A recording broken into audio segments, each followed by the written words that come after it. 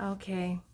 Um, I'm sorry. This is going to be a little frustrating because I started this recording and got a call and lost, they weren't connected. So I'm going to start again. So I have been inspired to speak about the concept of the holy instant. My frame of reference comes from my husband and I meeting for the second time. My husband and I, just 2 days ago, had our ceremony to um, to make our marriage legal according to the world. So we had a ceremony, a dozen or so people, and we stated our intent to be recognized as husband and wife in the world. Court papers and everything to go with that. So I was washing the dishes this morning and I'm home by myself with just the dogs. The boys are all out hunting, and I'm reflecting on the moment that we met for the second time. And this is when this inspiration came about the holy instant. So the holy instant, according to A Course in Miracles Teacher's Edition, is, I'm reading it now, the definition given there, a moment in time in which we experience to a greater or lesser degree the reality of eternity. Such a holy instant is an experience of changelessness, a picture of timelessness set in a frame of time. Okay, so we'll come back to that. 20 years ago, my husband and I met for the first time. We were introduced at almost like a picnic gathering for 4th of July through a mutual friend. And at that time, he was very angry. I remember myself being very similar to how I am today. Not as broad, maybe, in understanding, but the part of me that I identify with, and there we got to be careful, right? The part of me that is changeless, I knew even then, okay? But he was in such a place, frequency-wise, that when we were introduced, he didn't even make eye contact with me. And I was actually shown today that that was the first opportunity for the holy instant. But we both had to be in agreement to enter into that. So he obviously wasn't at that time. And so, some 15,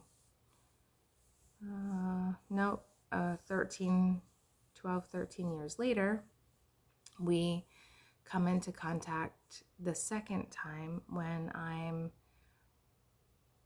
looking to build an addition on my home. And so when we met for the second time, I could feel there was a thing that happened, okay? I could feel that he was having an experience that he couldn't maybe understand, or was unusual for him, or I would say starstruck. It was like he was starstruck. The way he looked at me was like I was a superstar or something, and I can remember feeling like, oh, that's kind of funny, and really liking that, but at the same time, so But I was thinking as this remembrance is coming to me, that I've had these moments with others before. And so I asked Spirit, and this is all happening in my head, well, non-verbally. That's how I should say it. So it's the conversation is occurring within the mind, okay, not the brain, but within the mind, and it's happening without words. And much of it is picture communication. Much of it is communicated through feeling. So energy. It's all energy communication. So I asked Spirit, but I've had these moments with others in relationship, like in coming into contact, and then romantic relationships form, and I would say that happens because as humans, we don't experience these moments very often. And when we experience them with a member of the opposite sex, we misconstrue what it is. Yes. And so this has happened for me and other meetings, relationships that became relationships. And so I was asking Spirit, what makes the difference? Why my husband and I became friends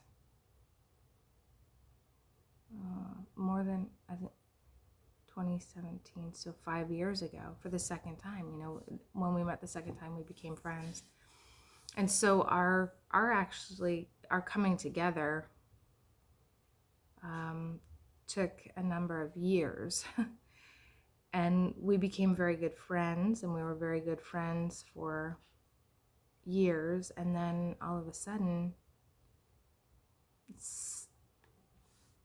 things occurred within our lives that allowed us to see the connection that we had, and that connection was strong and loving. And it took a little bit before we realized that this was the kind of relationship that we would want to have. This is the person you want to wake up with every day. This is the person, it's that person that you love spending time with, that is joyful and comforting to you, and all these things. And what I'm marveling at now is how being in the world, relationships were not that, and that how long I lived this life in the dark about what a holy connection is, what a holy instant is, what loving relationships really look like, what truly brings happiness. So more to this. So when I ask Spirit, what makes this different? Why is it that our connection it lasted, and it grew, so it became greater. In the past, with these other moments that then turned into relationships, it was very, very strong and connected in the beginning, but became less connected as time went on. And so what Spirit communicated to me was that the holy instant is, as they defined it and I read, it is a moment in which you experience changelessness. So it is a moment in which we see each other as Christ, because that's the truth, that's reality. It is a moment when we transcend the unreality of the world and enter into the reality of truth and love, by recognizing each other in that space of timelessness, of changelessness. And it only takes a moment. The moment is so powerful when two Christs recognize each other in that space that it can be perceived as something more, as a great idea to have a relationship with someone, right? I have had these instances with women, with men, with others, but I've also had them with individuals when I was dating, okay? And you meet people. And so those moments were misconstrued. But as Spirit explained to me, that holy instant it is a moment, it is a glimpse where we get to experience reality. The thing is, we have choice, we have free will. So we get to choose if we want to continue having the holy instant. And when two Christs see each other, if one Christ is being overshadowed strongly by the egoic personality, they may choose not to come into more of that, continue on with that Christedness, okay? So Christ is always there, but the ego is driving the car a lot of the time in this situation that I'm speaking of.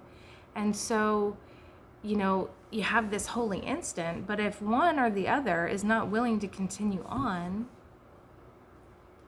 to be their Christed selves as much as possible, the ego will cause so much interference. And I have witnessed that in the past.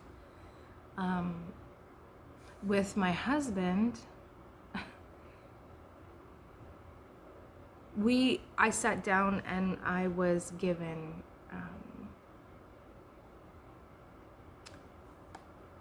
the ceremony. Spirit dictated the ceremony, and I might pause and grab that, because now that all this, the dots are connecting now through this message Spirit has given to me today, I now understand the context of our ceremony. And so I might get that and read it. So let me pause here. Okay, as it was given to me, it is, dearly beloved, we are gathered here today to witness and support the intention of my husband and I to join in legal matrimony. Why do we say it this way, legal matrimony? Let me explain. You are all joined in relationship. Everyone, everything that comes into your awareness does so in relationship to and with you. You are all related in this sense. These two understand full well that they have a love and commitment to each other that transcends time and space. They have a connection as close and familiar as any mother to a child, brother to a sister, and so on. They have committed themselves to a holy relationship. Now they are making it legal by the understanding of the world and its laws. Mind you, that is all the paper and signing is for. It simply says, if this one dies or that one dies, the other can do what they will with the things they own. Okay. I'm not going to read the rest because that was private for us. So later on, I had come across this prayer or affirmation or claiming of truth in the text. I believe it came out of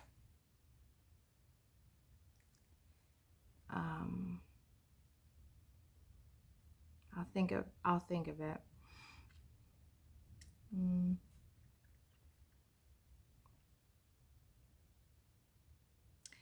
Yeah, what is it?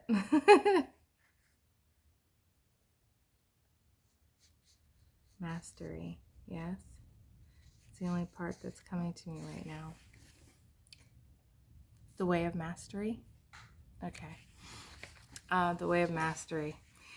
So, which is another beautiful text. But this actually came right out of that. May Christ alone dwell within and as this creation that I once thought was myself. May Christ alone inform each thought and each breath and each choice. May love direct each step. May love transform this journey through time, that in time I might truly know the reality of eternity, the sanctity of peace, the holiness of intimacy, and the joy of the Father's love prior to every breath and even prior to every thought that arises within the mind. Okay. So I was inspired to put that into our ceremony as well. And that's actually the vows that we took. So, and that's what Spirit told me. Spirit said, when you have these holy instances, these clear moments of truth and reality, and Christ recognizes itself in the other form, it's such a powerful experience that it can be transformative. It can be transformative and probably is anyway. But then the two Christs on this human experiential journey get to choose how they want to continue, how quickly they want to. So, in other words, you have this holy instant, and we are all Christ. We're shedding the layers that are hiding and covering the fact that we are Christ. And the choice then becomes, how quickly are you willing to shed the layers? How quickly are you willing to claim and embody what you have always been? And so in that moment, you have these holy instances. That moment, that opportunity is brought right before you. And the way I understand it now is that we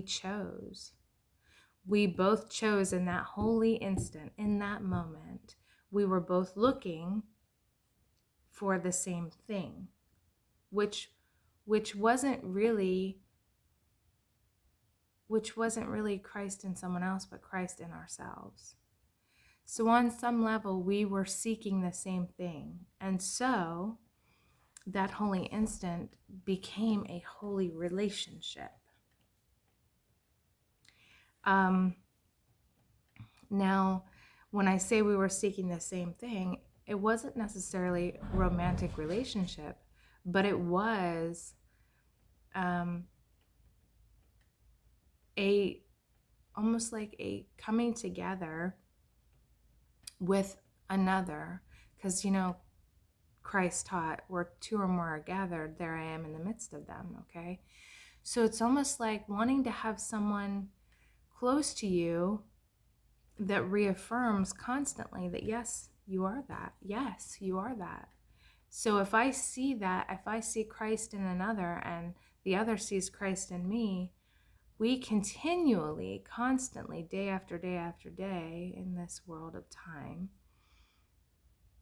validate and reaffirm each other as the truth of our nature.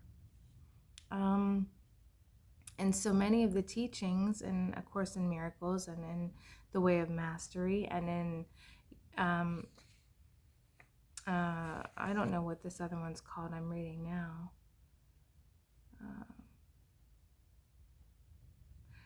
The Early Years, The Path of Enlightenment. Thank you.